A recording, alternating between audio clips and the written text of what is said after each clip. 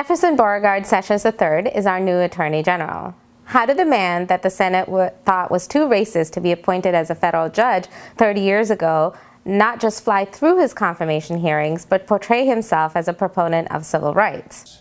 Mr. Sessions is a throwback to a shameful era, which I know both black and white Americans thought was in our past.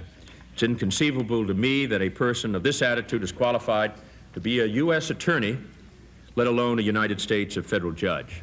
He is, I believe, a disgrace to the Justice Department, and he should withdraw his nomination and resign his position. Well, the simple answer is that the Republican Party of 2017 is much more aligned with what America thought was the fringe views of a minority of people like Jeff Sessions. For example, much of the voter suppression efforts Coretta Scott King accused Sessions of committing in her letter opposing Sessions' nomination to the federal judgeship is part of the official platform of the Republican Party now. Hence the reason Mitch McConnell took the extraordinary effort to prevent Elizabeth Warren from reading the letter on the Senate floor. A person who has exhibited so much hostility to the enforcement of those laws. Senators impugn the motives and conduct of our colleague from Alabama as warned by the chair. Senator Warren, quote, said Senator Sessions has used the awesome power of his office to chill the free exercise of the vote by black citizens. I call the senator to order under the provisions of Rule 19. Mr. President. The Senator from Massachusetts. Mr. President, I am surprised that the words of Coretta Scott King are not suitable for debate in the United States Senate. I ask leave of the Senate to continue my remarks. Is there objection? Object. I appeal the ruling. Objection is heard. The senator will take her seat. And of course, the irony of silencing the words of a black woman who had firsthand experience with the worst of America was lost on all the Republicans. The complicated answer is that the American definition of racism has narrowed and become so diluted that the term doesn't really mean much anymore. Fuck 'em! What's your problem with Trump? The Constitution says that religion is a right to all. Muslim is not a religion, partner. It's an ideology. You don't come and talk about America when you're supporting Muslims. The president has divided this country so bad. Fuck that nigga! Build that wall! Build that wall!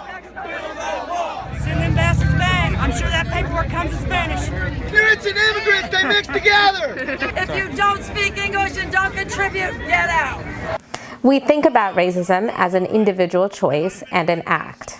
If someone is a racist, they must be an abhorrent person that's not fit to be in polite society. As a society, we have come to believe that ending racism is really about getting people to be nice to each other. By this definition, of course it's hard to call Jeff Sessions a racist, who by all accounts is a pleasant man to be around and has collegial relationships with all his Senate colleagues. I'd say this is why people are struggling to also label Trump supporters racist, because they believe that saying hi to their black neighbor or watching football with their Latino coworker means that they're not racist.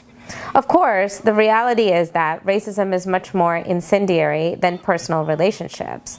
It's policies, structures, and institutions that embed privilege that ensure better outcomes for white people.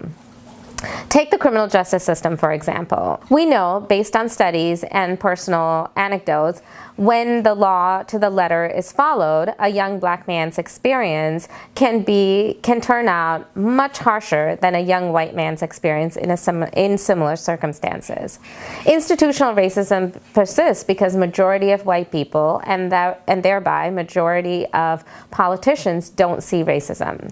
But the rise of Trump shows that racists who believe in racial superiority also have gotten much smarter in their strategies and adopted the language to be more palatable for polite society.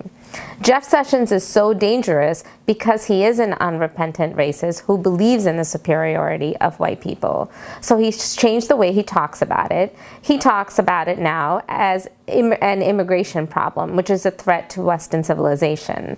The importance of a nationalist populism, a la the America First principles of the Trump administration. Let's not forget that Jeff Sessions is the architect of these ideas and has been promoting them in the Senate for over a decade. When you have an intelligent and polite man who can apply the law in a way that threatens the livelihood of minority communities, he represents an extreme danger and threat to those communities.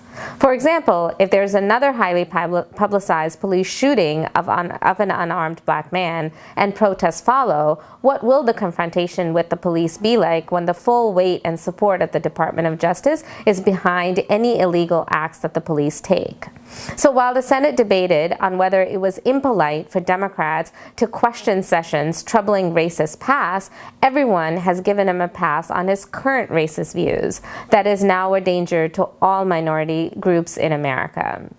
And that's how a former supporter of the Klan, who couldn't get through his confirmation hearings 30 years ago, smoothly sails through the process to become the Attorney General of the United States. With things he personally had said.